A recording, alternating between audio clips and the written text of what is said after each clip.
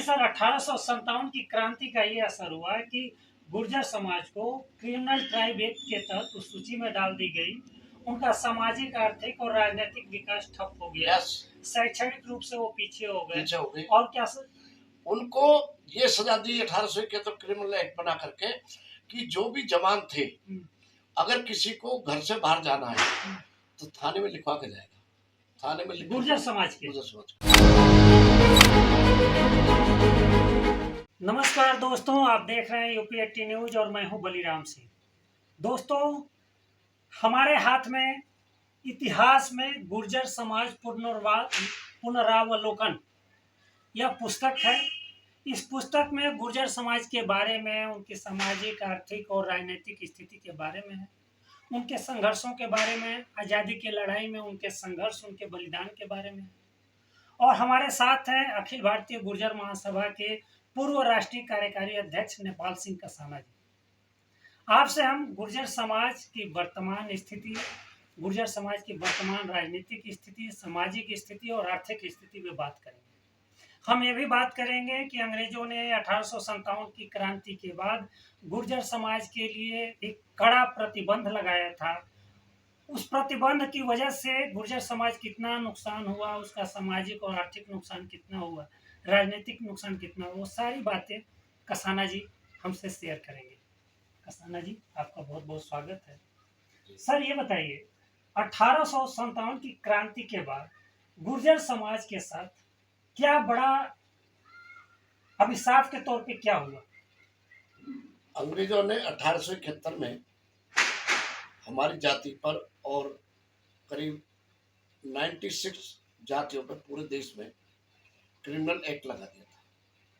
और criminal act लगाने से हमें प्रताड़ित करने के लिए, हमको बहुत पीछे पहुंचाने के लिए उन्होंने एक प्लानिंग की।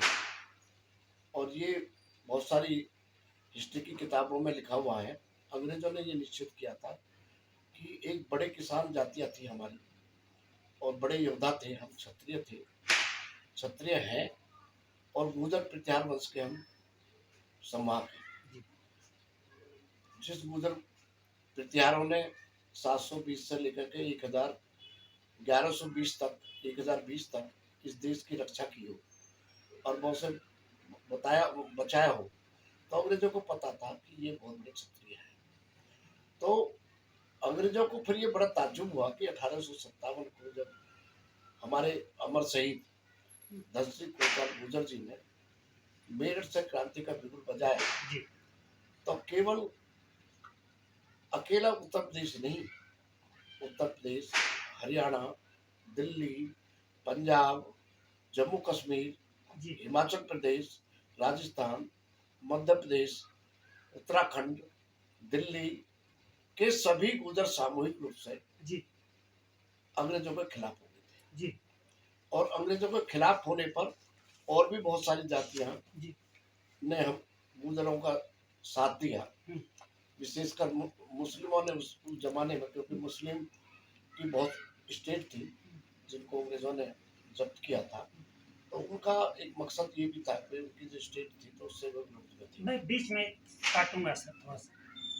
धन सिंह कोतवाल जी ने 1857 में जो क्रांति का नेतृत्व किया था, मेरठ से जो क्रांति का आगाज हुआ था, बिगुल बजा था, उसकी वजह से क्या क्या नुकसान धन सिंह कोतवाल जी के गांव पे पड़ा, गुर्जर समाज पे पड़ा, अंग्रेजों ने क्या क्या किया, किस तरह से तांडव किया, ये थोड़ा सा बताइए। धन सिंह कोतवाल उस जमाने में सदर थाने के कोतवाल थे, और सदर थाना यहाँ दिल्ली तक कवर करता था।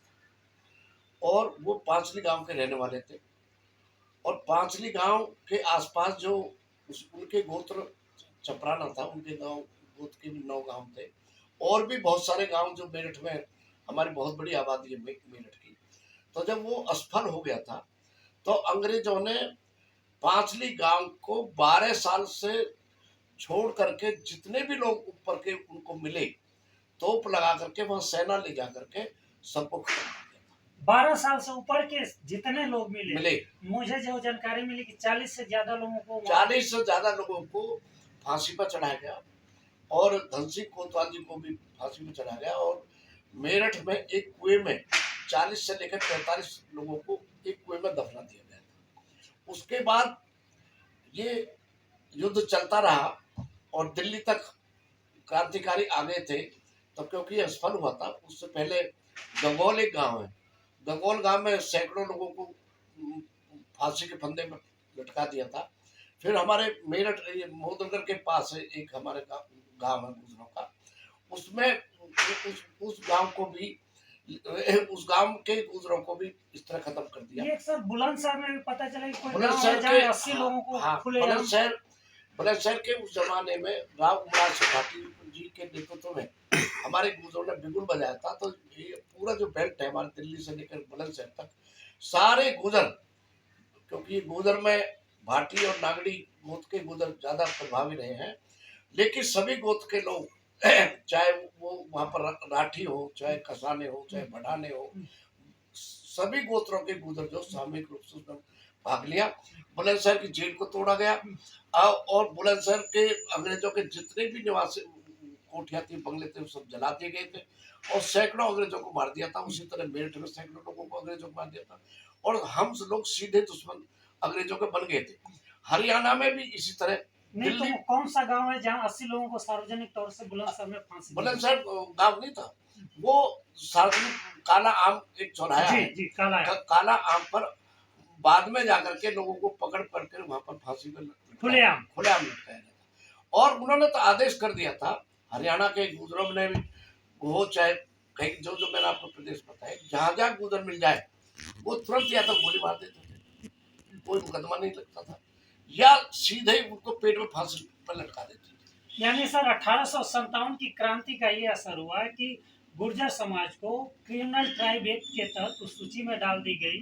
उनका सामाजिक, आर्थिक और राजनीतिक विकास ठप हो गया। शैक्षणिक रूप से वो पीछे हो गए। और क्या सर, उनको ये सजा दी 1871 क्रिमिनल एक्ट बना करके कि जो भी जवान थे, अगर किसी को घर से बाहर जाना है तो थाने में लिखवा के जाएगा, थाने में गुर्जर समाज के। और बहुत सारे लोगों को उन्होंने चिन्हित किया था जिनको रोजाना थाने में जाकर के हाजिरी देनी पड़ती थी। और हमारे उस जमाने में देखोगे आप, अंग्रेजों ने उससे पहले 1857 से पहले राजपूत रेजिमेंट बनाई, राजपूत रेजिमेंट बनाई, जाट रेजिमेंट बनाई, गोरखा रेजिमेंट बनाई, सिख रेजिमेंट बनाई, डोगरा रेजिमेंट बनाई, गुर्जर रेजिमेंट लेकिन गुर्जर रेजिमेंट नहीं बनाई। और सरकारी भर्तियों में पूर्णतः प्रतिबंध लगा दिया। और हमको फिर बचने के लिए विद्रोही हम जब हो गए थे, तो जो लोग फांसी में, हमें बताया जाता है, जो हमारे रिकॉर्ड है, पूरे देश से करीब 3 लाख से अधिक गुजर उस 1857 के प्रथम स्वतंत्रता आंदोलन में मारे जा चुके हैं। उससे भी पहले 1822 में विजय सिंह जी ने उत्तराखंड में कुंजा बहादुर गांव में, वहां पर भी बिगुल बजाया था। वहां भी अंग्रेजों ने पूरे गांव के जितने भी गुजर थे उनको वहां पर मार दिया था, उनकी सेना को मार दिया था 1822 में। पहले भी विरोध, प्रथम क्रांतिकारी का बिगुल तो कुंजा बहादुर से हुआ था। अच्छा। लेकिन फिर बड़े स्तर पर जो हुआ था वो मेरठ से हुआ था। अच्छा सर, एक सवाल ये है कि जो क्रिमिनल ट्राइब एक्ट में गुर्जर समाज को अंग्रेजों ने शामिल कर दिया 1871 में, तो इसका आजादी के बाद से किसने इस एक्ट से आपको बाहर निकाला? नहीं, उसको 1952 में आकर के सरदार पटेल जो गृह मंत्री हुए, उन्होंने फिर क्रिमिनल एक्ट से उनको बाहर निकाला। सरदार पटेल जी का तो निधन 1950 में हो गया। नहीं, 1950 के सरदार पटेल जी के होते हैं 1950। अच्छा, ये हो। सर मेरा ये सवाल है कि क्रिमिनल ट्राइब एक्ट से तो गुर्जर समाज बाहर हो गया, उसको बाहर हुए 75 साल हो गए, लेकिन आज भी गुर्जर समाज, क्या आपको फील होता है कि शैक्षिक तौर से, राजनीतिक तौर से अभी भी पीछे है? नहीं, हमारा गुर्जर समाज वास्तव में शिक्षा के से विमुख हो गया था, लेकिन जैसे जैसे आज़ादी के बाद में हमारी प्रोग्रेस हुई, अब हम पिछले 20 साल से शिक्षा के क्षेत्र में हमारे युवा जो हैं बहुत बड़ी छलांग लगा रहे हैं। और पूरे देश में ये बात सही है कि अब से 30 या 40 साल पहले हमारा गुर्जर समाज में शिक्षा का बेहद अभाव था। केवल पश्चिमी उत्तर प्रदेश में हमारे पूर्वजों ने देश की आज़ादी के साथ साथ बहुत सारे कॉलेज का निर्माण कराया था। तो हमारे नोएडा से लेकर हरिद्वार तक 135 inter college post graduate college हमारे पूर्वजों ने बना दिए थे। उसके कारण हमारे यहाँ इस क्षेत्र में सबसे ज्यादा एजुकेशन आई। सर ये सवाल है, राजेश पायलट जी के निधन के बाद क्या ऐसा लगता है कि पिछले 30 सालों से गुर्जर समाज अभी भी अपने आप को अनाथ फील हाँ, करता है? अनाथ फील्ड अलग। राजेश पायलट से पहले भी रामचंद्र विकल राष्ट्रीय हमारे नेता रहे थे, उत्तर प्रदेश के उप मुख्यमंत्री रहे थे, सांसद रहे थे। उसके साथ चौधरी नारायण सिंह हमारे उत्तर प्रदेश में उप मुख्यमंत्री रहे थे। फिर राजेश पायलट राष्ट्रीय स्तर के बहुत बड़े नेता हुए। जी। दुर्भाग्य है कि वो एक एक्सीडेंट में हमें छोड़कर चले गए। उसके बाद में हमारे साथ सारी सरकारें लगभग हर प्रदेश में हमारे साथ सौतेला व्यवहार करती है। कहाँ कमी रह गई सर कि गुर्जर समाज से कोई चेहरा राष्ट्रीय फलक पे अभी तक नहीं उभरा? हाँ, तो राष्ट्रीय फलक पर आने के लिए एक तो जो पार्टियां हैं उनका बड़ा योगदान होता है। हमारे रामचंद्र दास जी समाजवादी पार्टी में राष्ट्रीय प्रदेश समाजवादी पार्टी के प्रदेश अध्यक्ष थे जी। जब तक वो जीवित रहे। चौधरी जसपाल सिंह जी थे सहारनपुर वाले, हमारे यहाँ महेंद्र सिंह भाटी थे, बड़े बड़े नेता हुए हैं। और लेकिन जब से भारतीय जनता पार्टी आई है, उस टाइम से हमारे गुर्जर समाज की राजनीति का बहुत बड़ा पतन होता है। कोशिश कर रहे हैं। नरेंद्र मोदी जी की तीसरी बार सरकार, 2014 से अब तक 12 साल हो गए। कृष्णपाल गुर्जर जी को छोड़ करके और कोई चेहरा नहीं दिखता है राष्ट्रीय स्तर। कृष्णपाल गुर्जर जी भी राज्य मंत्री हैं। हाँ, तो क्या है, आप लोगों को ऐसा फील होता है? फील नहीं होता, हमें बड़ी पीड़ा होती है जी। राजेश पायलट को भी कांग्रेस ने कभी कैबिनेट मंत्री नहीं बनाया था और भाजपा ने भी नहीं बनाया। अब जब तीसरी बार है कृष्णपाल गुर्जर जी तीसरी बार। राजेश पायलट जी के पास गृह विभाग था, उससे उनकी ताकत। गृह राज्य मंत्री थे, स्वतंत्र प्रभार था जी। और वो CWC में थे, वो बड़े नेता थे। वो राष्ट्रीय स्तर पर हमारे गुर्जर समाज के एकमात्र बड़े नेता थे। आज भी उनका बेटा सचिन पायलट को हमारे पूरे देश में सबसे लोकप्रिय जो किसी को कहा जा सकता है वो सचिन पायलट है। लेकिन दुर्भाग्य रहा, पिछली बार गहलोत जी का ऐसा पक्षपात व्यवहार रहा कि उनको मुख्यमंत्री बनते बनते सचिन पायलट रह गए। अब हम फिर देख रहे हैं, हम ही नहीं, यूपी के नहीं, पूरे देश का गुजर इस बात पर नजर गड़ाए बैठे हैं कि वो चाहते हैं कि वो मुख्यमंत्री बने। लेकिन एक बात और है, अभी हमारे गृह राज्य मंत्री है, पूर्व गृह राज्य मंत्री है झड़पिया जी, गोवर्धन सिंह झड़पिया, वो एकता का बिगुल बजा रखा उन्होंने और वो विश्व गुर्जर के नाम पर एक संगठन बनाया उन्होंने और उसमें कुर्मी, पटेल, पाटीदार, गुर्जर को एक साथ लेकर चल रहे हैं और वे खुद कह रहे हैं कि हम गुर्जर हैं, झड़पिया जी। तो यदि हम इन हिंदी भाषी प्रदेशों को देखते हैं तो हमें ऐसा लगता है जैसे हमारा राष्ट्रीय स्तर पर कोई कैबिनेट मंत्री नहीं है। लेकिन यदि हम पटेलों को अपना मानते हैं तो हमारे मांडविया जी कैबिनेट मंत्री है और भी कई कैबिनेट मंत्री है। 6 वहाँ के मुख्यमंत्री, 5-6 मुख्यमंत्री पटेल रहे। इस बार तो नहीं है वहाँ पर पटेल, हमारे गुर्जर पटेल या कुर्मी पटेल, लेकिन वहाँ पर है। महाराष्ट्र में हमारे 2 कैबिनेट मंत्री हैं। तो अच्छा सर, एक शिवसेना से और एक भारतीय जनता पार्टी। लास्ट सवाल है सर, दिल्ली के आसपास अधिकांश जमीनें गुर्जर समाज की, दिल्ली के 3 हिस्सों का उत्तर, पूर्व, दक्षिण, ये टोटल गुर्जर समाज की जमीनें एक्वायर हो गई, जमीनें सरकार ले ली, गुर्जर समाज को मुआवजा भी मिला। तो उस मुआवजे का सदुपयोग सही ढंग से हुआ या हेलीकॉप्टर से शादी करने में ही समाज ने खर्च कर दिया? नहीं, ऐसा है कि पहले जब दिल्ली देश की आज़ादी के बाद दिल्ली का विकास हुआ तो हमारे गांवों की जमीन एक्वायर की। उस जमाने में किसान आंदोलन नहीं थे। अब जगह किसान तो उस जमाने में कौड़ियों के भाव है। लेकिन एक अच्छी बात है कि हमारे फिर भी गांवों में, बहुत सारे गांव में एकदम तो दिल्ली में नहीं चलेगी थी जमीन, लेकिन हमारे उन्हीं गांवों में जो हमारे युवा पढ़ लिख गए हैं और हमारे बच्चों में बहुत एजुकेशन आ गई, उनका इंटरेक्शन दूसरे समाज से हुआ, वे व्यापार में भी चले गए। आज हमारे दिल्ली, गुड़गांव, फरीदाबाद, गाजियाबाद, आपका बागपत, आपका नोएडा, आपका ग्रेटर नोएडा, आपका वो क्या बोलते हैं, ये यमुना अथॉरिटी आ गई है। तो ये जो हमारे एरिया है फरीदाबाद समेत लगा करके हमारा समाज समृद्धि आर्थिक तौर पर बहुत मजबूत है। लाखों करोड़ों रुपए के किराए भी आते हैं, लाखों अरबों अरबों रुपए की संपत्ति भी है, और सबका रहन सहन का जो स्तर है हमारे गुजरों का, खैर यही की बात मैं नहीं कर रहा, आप मेरठ चले जाए, सांगली चले जाए, चाहे मुजफ्फरनगर चले जाए, चाहे आप उत्तराखंड में हरिद्वार में जाकर के देख लें, हमारा जो लिविंग स्टैंडर्ड है वो स्वाभाविक रूप से हमारे बहुत हाई होता है।